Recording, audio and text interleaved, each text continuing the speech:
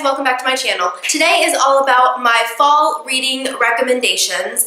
Now, I'm not going to have as many recommendations as I wish I had because I don't read a lot of thriller, creepy, Halloween type books just because that stuff kind of freaks me out, as I've mentioned before. I did do a Halloween book recommendations about a year ago, and I'll go ahead and link that down below. And I feel like that was a good video for like young adult, those that kind of want to read books that are Halloween-y but not super scary and like too freaky. For me, fall, I like to read a lot more fantasy. I like to read somewhat kind of thriller books without it being too much. I like books with a lot of like paranormal stuff, magic, kind of like going along kind of like that Halloween vibe. I prefer more like series and bigger, chunkier books during the winter or like fall and winter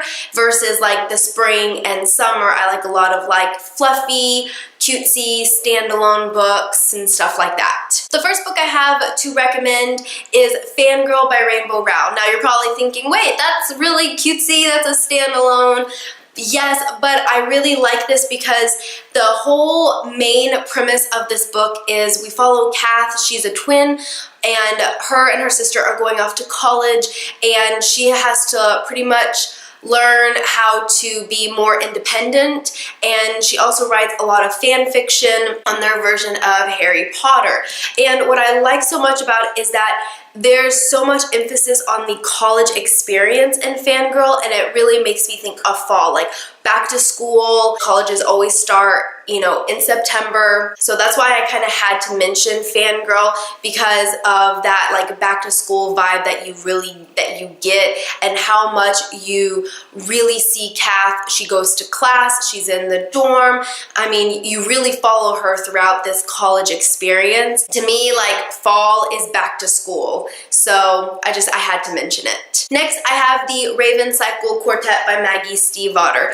I really like this series. It is so interesting, unique. I love the magic system, and I think that like just uniqueness of the book really gives me kind of like that fall vibe. We kind of dive into like some witchcraft element, a lot of like clairvoyance, and a lot of interesting things. The characters themselves are really eclectic, and also there's a huge emphasis on school in here as well, and that whole back to school fall vibe kind of thing. So I really wanted to mention the Raven Cycle because of all the reasons I just mentioned. It's so good, it's so interesting, unique, complex, intriguing, and there are some times where it's a little bit dark, so I feel like it's very appropriate for like the fall season. Next, I have A Court of Thorns and Roses trilogy by Sarah J. Maas. This trilogy is so good. It is probably one of my favorite series,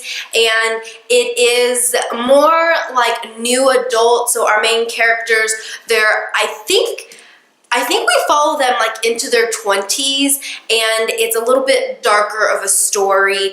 It is so good. We, touch on that magic element. So basically in this book, we've got the human land and then the Fae land, and within the Fae land, there are different courts. There's the spring, the fall, or the autumn court, the winter, and the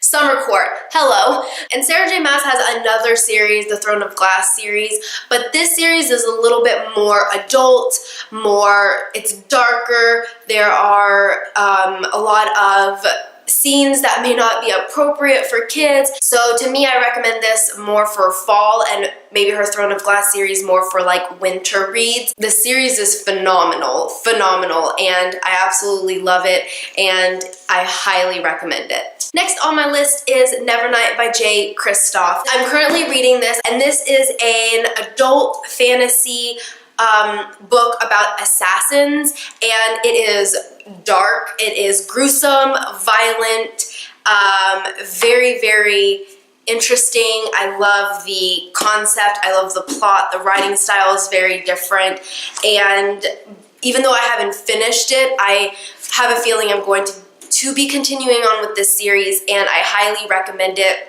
for fall just because of all of the things I just said. It's darker, it's violent, and then also there's magic involved, and I love reading about magic during the fall and the winter just because for some reason, like, when it comes time to like the holidays towards this time of year, magic and paranormal stuff just seems so appropriate to read. Next, I have 2 more books that I want to recommend, but these are repeats from my Halloween recommendations, but they are so good and they're so appropriate for fall that I just had to mention them in this video. The first being The Unbecoming of Mara Dyer trilogy by Michelle Hodkin. This is like a young adult psychological thriller. I absolutely love this series. We follow our main character, Mara, and she goes through these traumatic events at the beginning of the book, and she is suffering through terrible PTSD, and she's basically losing her mind.